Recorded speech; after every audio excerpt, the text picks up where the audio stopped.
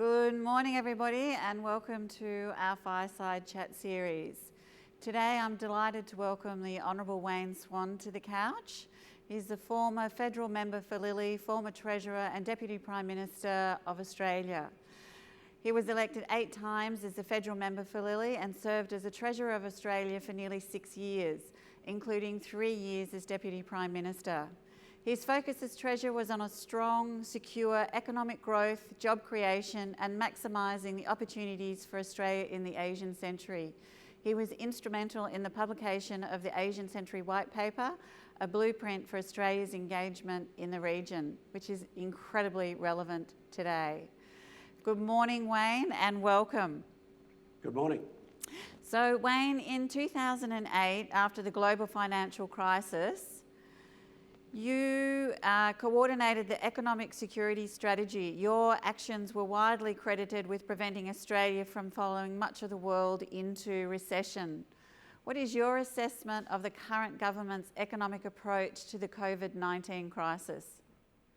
Well, I certainly believe that in the short term they have got the settings right. I think their response to the health crisis, their response with the wage subsidies and the financing of industry is absolutely correct. But I do fear that if we don't take further action post-September, then we do face an economic cliff. So I think there are still some big decisions that have to be taken by the government, but so far, largely they've got it right, although they were somewhat late in delivering the wage subsidies. You see, we're about to experience the biggest drop in economic activity globally and nationally since the Great Depression.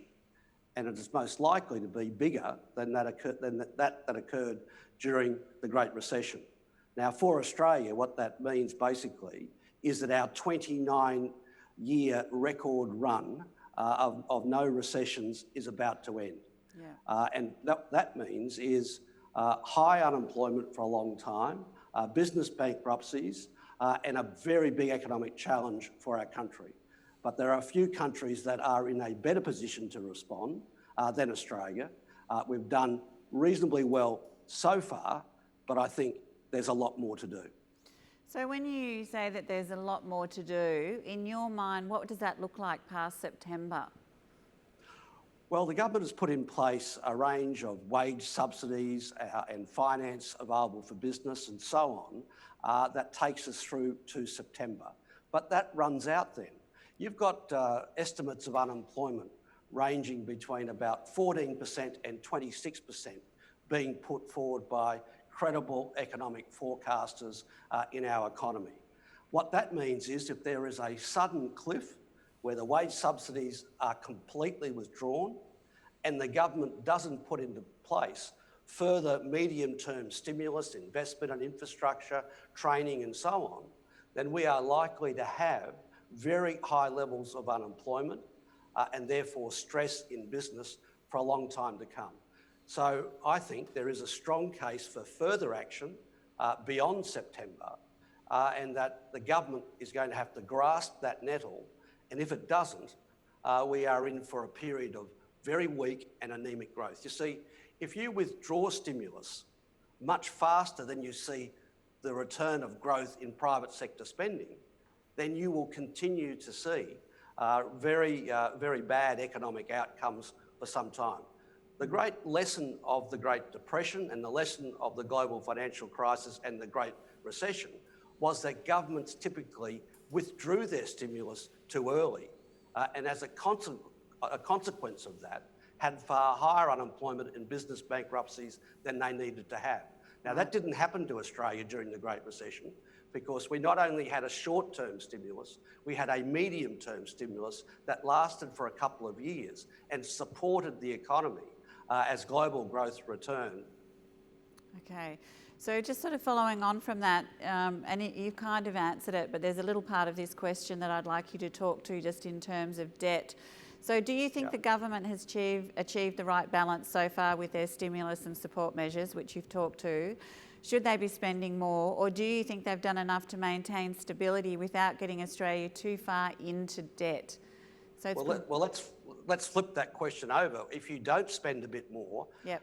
the high levels of unemployment and business bankruptcies that result lead to higher deficit and debt. The fact is you have to get the balance right. And if you withdraw your stimulus too early, you end up with higher levels of unemployment, higher levels of business bankruptcy, and ultimately far higher debt levels. Australia's debt levels are among the lowest in the developed world. We do have the capacity to spend more if we need to spend more. Now, unquestionably, there's an interest rate bill that must be paid. So I don't take these decisions lightly. And when we incur debt, we incur it for the reason of not experiencing even higher levels of capital destruction and unemployment. So a modest level of additional debt will need to be entered into over time to avoid even higher dislocation in our economy, which brings higher deficit and debt. So gross debt in Australia, I think, is about 41% of GDP. If you look to the US, UK and other countries, it's around 100% of GDP. We are in a far better position to respond than many other countries. We shouldn't take these decisions lightly, but much of this depends on the rest of the world. What we do in this country will be dramatically influenced by growth across the rest of the global economy. And the outlook there is not good at the moment. America is going to be a basket case for some time to come. Yeah. Europe is not looking good. The bright spot for Australia, however, is that Asia is looking quite reasonable. But two of the very big engines in the global economy are in deep trouble. So what that says to me is that for some years to come, we're not going to see a substantial return to global growth.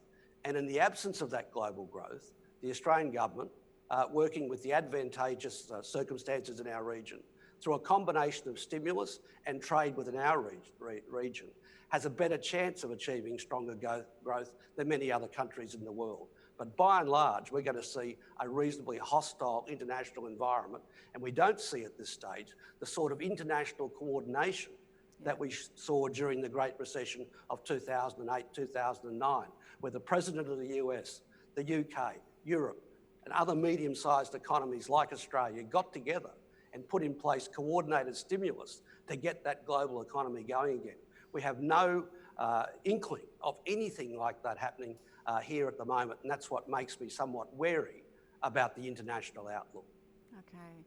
And do you think we'll actually get to that point where they will actually all get together and have a coordinated approach in terms of the recovery, or do you think we won't? Well, if you just look at what the US president is doing at the moment in relation to China, there is no way in that sort of environment, that confrontational environment, that you're going to see the global coordination that we saw during the Great Recession through 2008, 2009. During that time, as a G20 finance minister, I was meeting monthly in person with the finance ministers of the 20th largest economies. Yeah. China was a very important part of that. Yeah. There can be no global coordination if some of the largest economies are in the world are at each other's throats. And I think that is a particular problem as we deal with the economic fallout from this virus. There's been a lot of sort of talk at the moment just in terms of recovery models. So there's been reference to a V, a U, a W and an L. Yes. In your opinion, which model do you think will most likely work for Australia? Well, Prime Minister Morrison has spoken of snapback, yep, which is basically a V. Yep. Growth drops and then it suddenly rebounds. That is highly unlikely for all of the reasons that I've already suggested in this interview. So people are now talking about a W. Well, what would a W look like? Well, a W would look like we'd hit the bottom, we'd come back a bit, and then it would falter, it would go down, and then maybe come back. That's what a W would look like. And that's what occurred, if you like, after the Great Depression. That governments didn't continue to stimulate over time, and essentially they had some success for a while, then it fell back, and you had a W recovery. What we have to avoid is an L-shaped path of growth beyond here. That is, we hit the bottom, and then we simply bounce along it altogether. So what we need to engineer as closely as we can is a V-shaped recovery, which I think is unlikely, but we could get to a point of a U-shaped recovery, or if you like, a bathtub type recovery. But that will require domestic and global coordination and the continuation of fiscal stimulus. What occurred after the Great Recession in 2007, 2008 is that many European countries and the United States withdrew their stimulus too soon, and they didn't get a U-shaped recovery for a long time. They had it more like an L. They went on for years and years with high unemployment, high bankruptcies, and low economic growth. Australia didn't even have to have a V-shaped recovery during that period because we didn't go into recession at all. So what it means is, if we certainly would have the objective of having a V-shaped recovery. I think it's highly unlikely globally. It's highly unlikely here. But I think we can do better to get a U-shaped recovery than just about any other country in the world. Okay, that's encouraging. A question with regards to Virgin Australia. Do you think that the government should have intervened with a bailout for Virgin, or were they correct to wait for foreign investment? Well, I'm not privy to all of the private discussions that are going on at the moment. Yep. But what I do know, and I think this must be a shared objective of all Australians, is that we do need a viable two-airline policy. And whatever it takes to achieve that is what I will support. Now, maybe coming out of the receivership that we're seeing at the moment, there may be a solution which preserves a competitive two-airline policy for this country.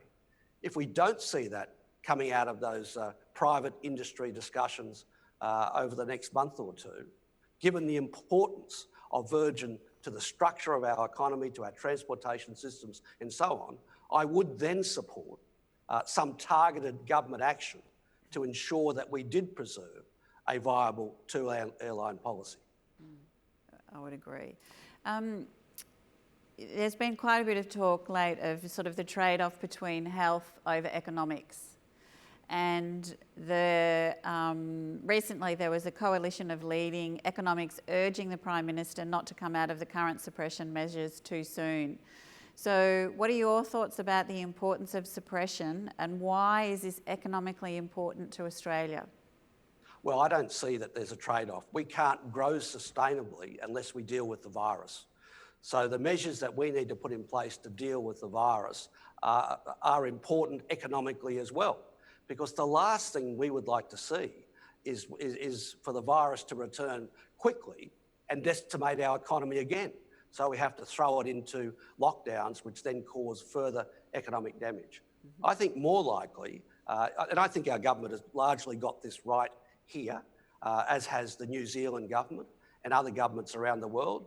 They certainly haven't got it right in the United States, and they certainly bungled it in the United Kingdom.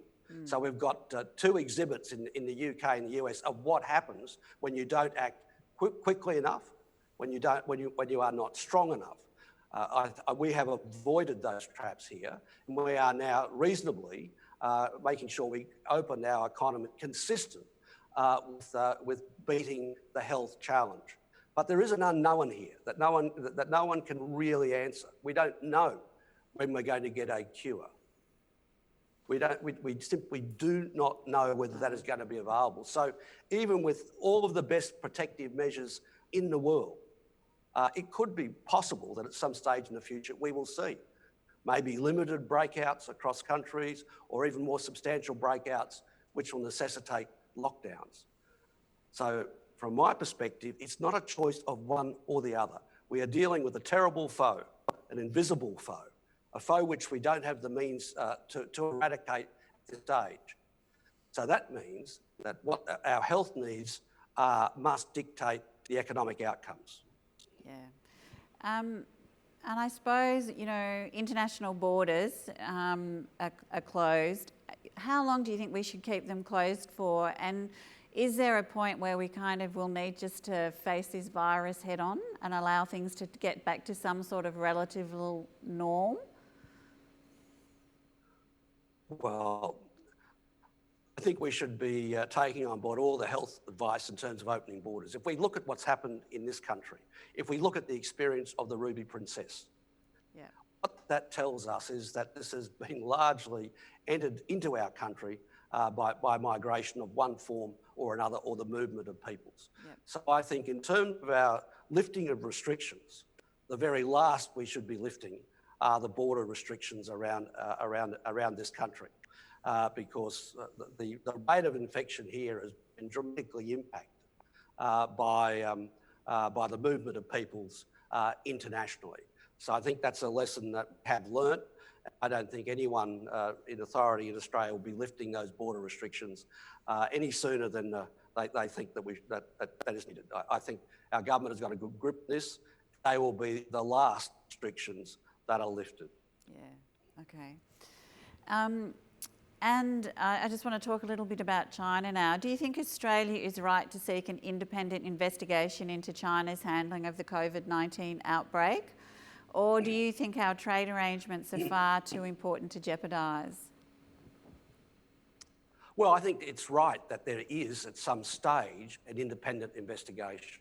That's absolutely correct. What is wrong with what has happened across the world, and in particular with the call from the Australian government for that investigation, is the Australian government went out on its own without any support from any other countries, and it went out early whilst many other countries were experiencing very high rates of death and distress. And frankly, I think that was a mistake. The objective is correct, but when you add to that the current behaviour of the United States President, it makes it look like that Australia is signing up to what is a fulsome campaign being waged by the President of that country against the Chinese, and I don't think it is wise for us to be in that picture in that way. Yeah. We have to respect national sovereignty. We have to understand that it's not just trading relationships that dictate our relationship with a country like China. Human rights and other issues are equally as important. But equally, we need to be judicious when we make a call for international action to ensure that other medium-sized countries are going to back us in. And if we end up out there on our own, then I think that's a problem for Australia. Yeah, okay. If you could provide one or two pieces of advice to business owners right now, what would they be? I think, in the difficulties that we've got at the moment, just set yourself very clear priorities, and I guess seek out the best advice and make sure that it is from diverse circumstances. I know it's pretty easy to feel overwhelmed by the enormity of what is happening, and so many people must be in such distressed situations that it is pretty easy to be overwhelmed. But in the middle of that, I think set your priorities, be clear about them, set them after you've sought the most diverse advice that you can, and then stay the course.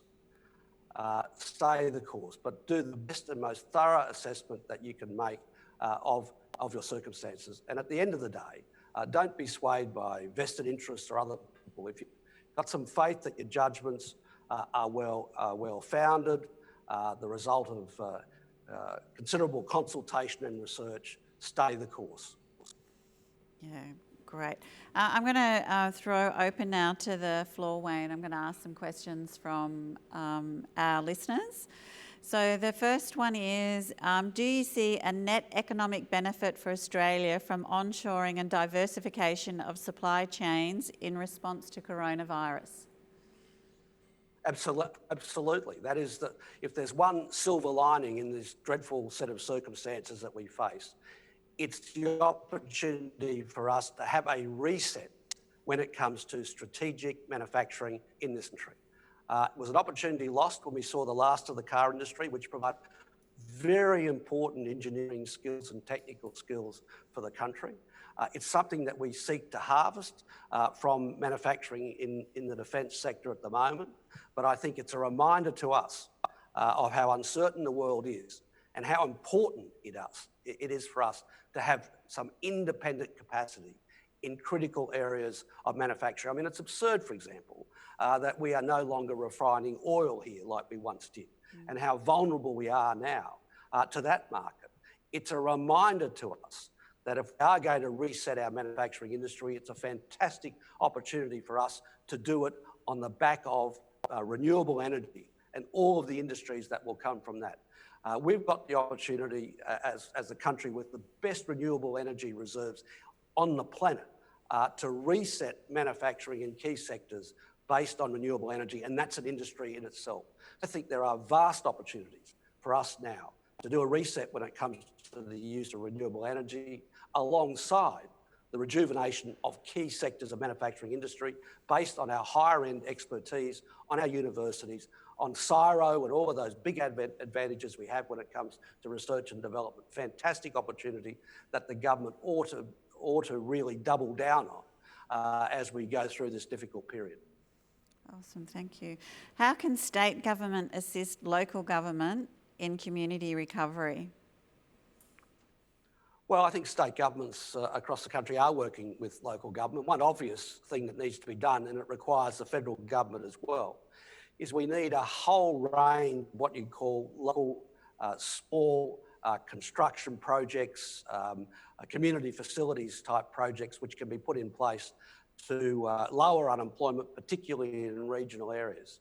I think the federal government is working on that. I know the state government's working on that. I know local government is keen on that.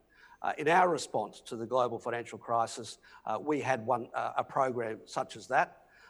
And there are projects all around this building where I am today that are a consequence of that almost a decade ago. Great opportunity for cooperation. I think it's happening, and it will fulfil not only local community needs, but also create jobs in regions which are doing it tough. Yeah, awesome. What are the economic effects of the predicted net migration drop of 85%, and how can these be compensated? Well, I think there will be substantial economic effects of that. But given that underemployment has been a very large problem in our economy, not just for the individuals concerned, but in terms of consumption in our economy, it's probably time or over time for us to reassess where we are going, particularly when it comes to temporary work. So that's a longer term project.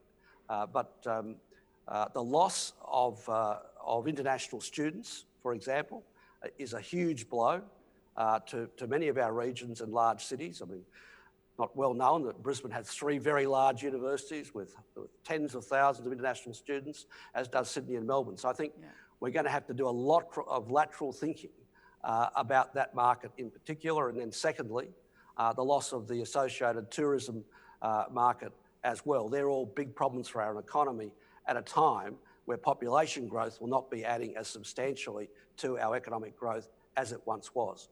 What that says to me is we're going to have a much greater emphasis, particularly on education and training, apprenticeships and those sorts of things, but also a long, hard think about how we stimulate the economy in an environment where we have less people over the medium term. And that takes me back to where we began this interview. Yeah. What role will the government have to ensure that we have enough demand in our economy as we go forward? And consumption in our economy is something like 60%. And 2/3 of that consumption is household income.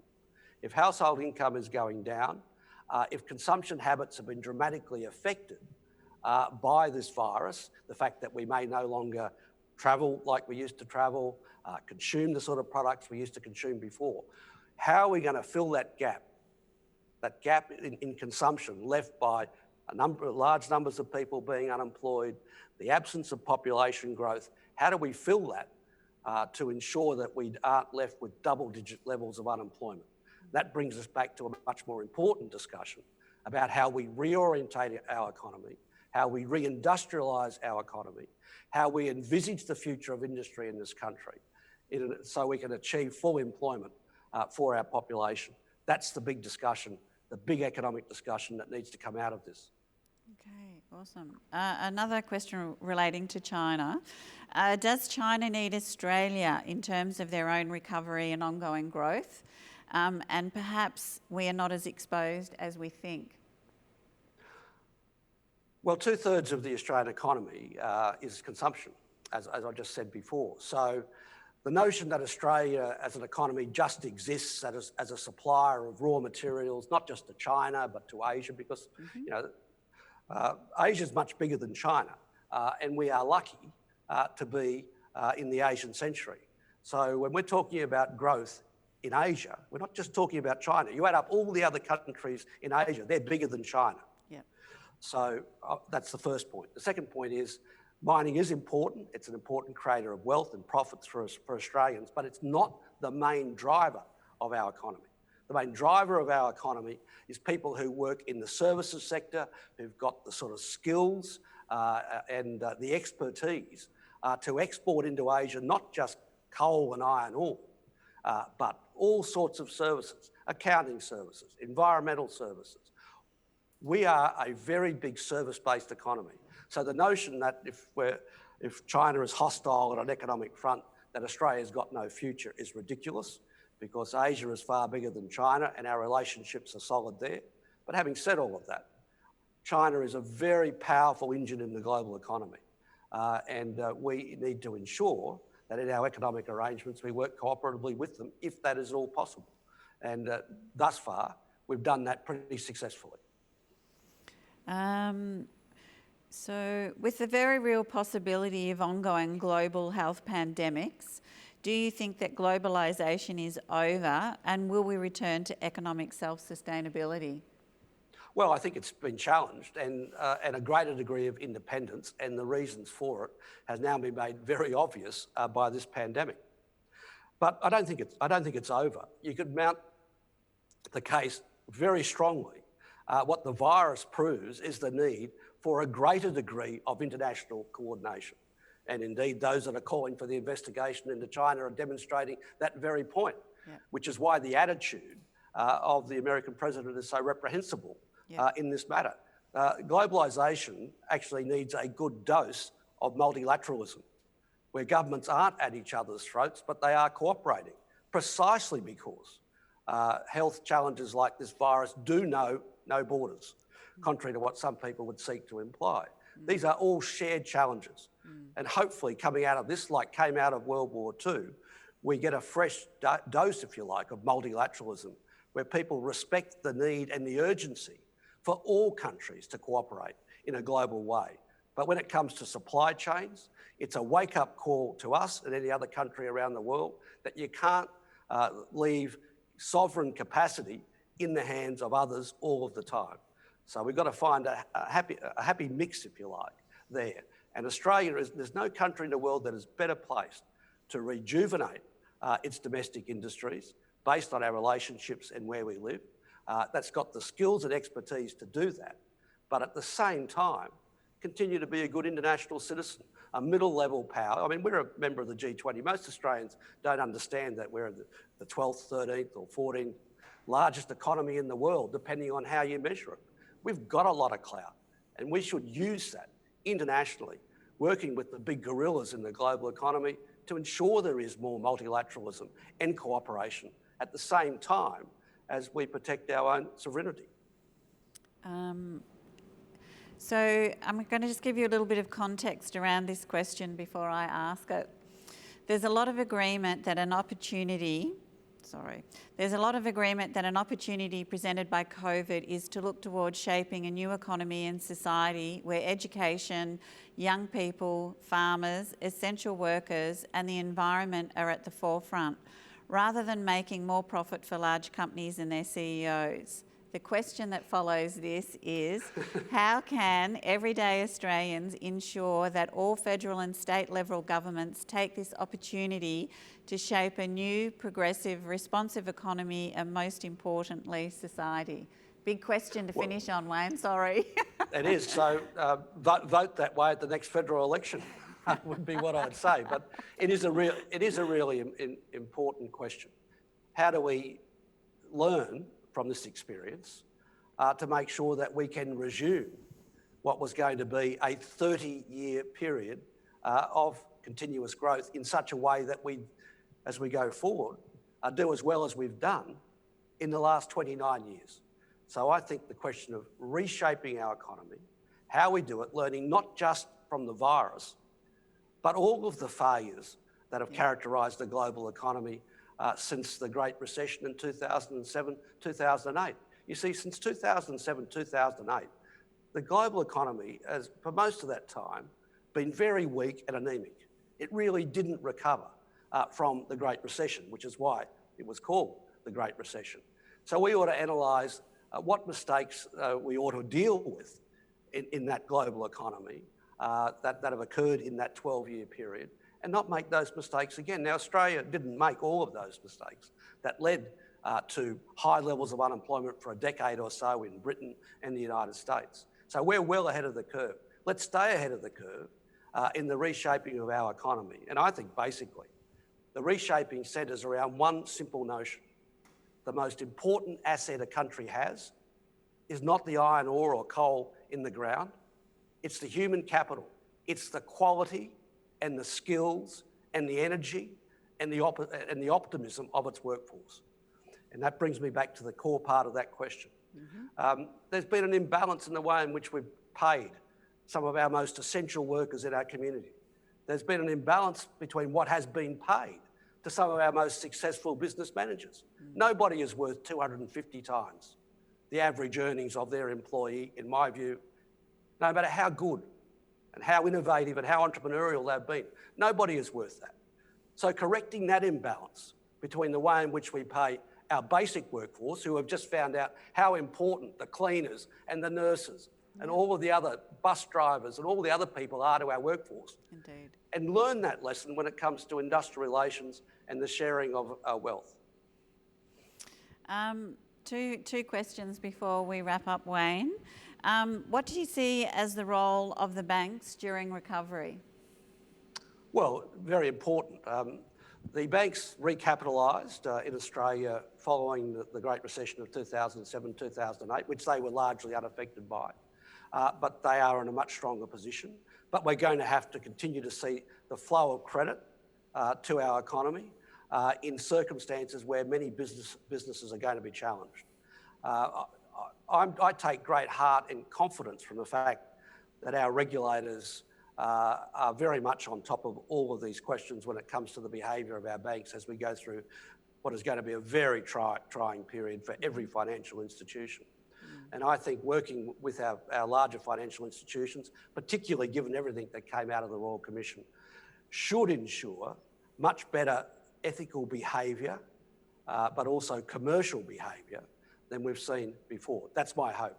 Perhaps I'm an optimist. Yeah. I've been pretty harsh and critical of the banks over the years, but given all that has happened since the global financial crisis and following the Royal Commission, surely and hopefully we've got a framework in place to make sure that everybody gets a fair go. I think it's a great opportunity for them to start to rebuild trust with the community as well. So, yeah. Absolutely. So, final question for the day. What's one thing that you won't take for granted post-COVID-19 moving forward? What's something you health. Your health. Ah, very good.